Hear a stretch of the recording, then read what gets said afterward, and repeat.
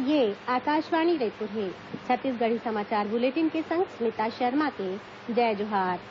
मुख्यमंत्री भूपेश बघेल ने आज रायपुर में जन चौपाल भेंट मुलाकात कार्यक्रम में प्रदेश के आने जगह ले आए 2,500 ले ज्यादा लोगन मन भेंट करके अपन अपन समस्या बताईन। मुख्यमंत्री हा उनकर मन के समस्या के निपटारा बर अधिकारी मन ला जरूरी निर्देश दीन। ए मौका में 1,179 लोगन मन व्यक्तिगत रूप में और 89 प्रतिनिधि मंडल मन में 1,371 लोगन मन मुख्यमंत्री ले भेंट करीन। श्री बघेल हा करीबन 5:30 बजे तक लोगन के समस्या सुनीन। कृषि मंत्री रविन्द्र चौबे हा किसान मन ला बने दर म अच्छा गुणवत्ता वाले बीज उर्वरक अउ कीटनाशक देवाए बर निर्देश अधिकारी मन ला दीन। ओमन कहिन कि यह राज्य शासन की पहली प्राथमिकता हरय। जिला अभियान के रूप में चलाए बर राज्य अउ जिला स्तर म उड़नदस्ता दल घलोक बनाए गे हवय। लोक स्वास्थ्य और परिवार कल्याण मंत्री टीएस सिंहदेव हा डॉक्टर भीमराव अंबेडकर अस्पताल और मेडिकल कॉलेज में स्टाफ और दूसर संसाधन मन के बने इंतजाम करके प्रशासनिक कसावट चलाए के निर्देश दीन हैं।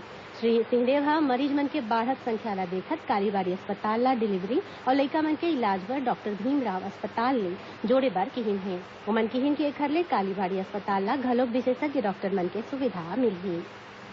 वित्तीय बछर 2018-19 बर आयकर रिटर्न दाखिल करे के समय सीमा 31 जुलाई ले बढ़ा के 31 अगस्त तक कर दे गे हवय।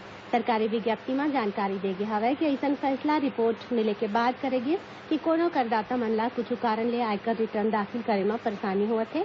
एखर एक ठन कारण यहू घलो हे कि मूल्यांकन बछर 2019-20 बर फॉर्म 16 जारी करे के तारीख ला बढ़ाए गे रही। प्रदेश में काम करइया पत्रकार मन बर बनाए गे नवा अधिमान्यता नियम हा प्रभावशील होगे हवय।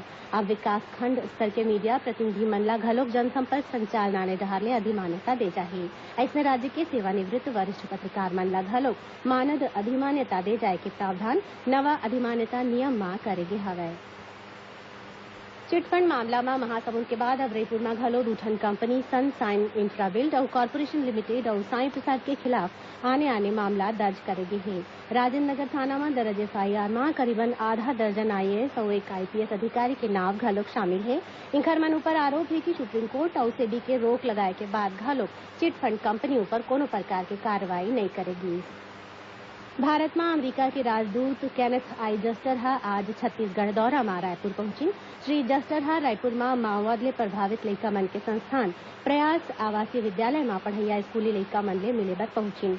ए दौरान ओमन हा लइका मन ले गोठबात करिन और उनकर मन के सवाल के जवाब दीन। श्री केनेथ हा प्रयास विद्यालय के लइका मन के प्रदर्शन ले प्रभावित होइन और लइका मन के उज्जवल भविष्य की कामना करिन। प्रधानमंत्री नरेंद्र मोदी हा अवैया 28 जुलाई के आकाशवाणी ले मन की बात कार्यक्रम में देश विदेश के लोगन मन ले अपन विचार साझा करही। ये कार्यक्रम ला बिहनिया 11 बजे प्रसारित करे जाही। श्री मोदी हा लोगन मन ले अपन विचार साझा करे बर आमंत्रित करे हैं। प्रधानमंत्री हा हर एक महीना के आखिरी इतवार के आकाशवाणी ले प्रसारित होवैया ये कार्यक्रम में कई ठन जरूरी मुद्दा ऊपर गोठबात करथे। कबीरधाम जिला के कलेक्टर अवनीश शरण हा आबकारी विभाग के हिरासत में एक मनखे के मौत के मामला में आबकारी उप निरीक्षक संग्रह दू झन आरक्षक मन ला निलंबित कर दे हवय। ओमन हा ए मामला में न्यायिक जांच के घलोक आदेश दे हवय। श्री शरण हा पुलिस अधीक्षक डॉक्टर लाल उमेश सिंह और जिला आबकारी अधिकारी ले मिले प्रतिवेदन के बाद ये कार्रवाई करीन है।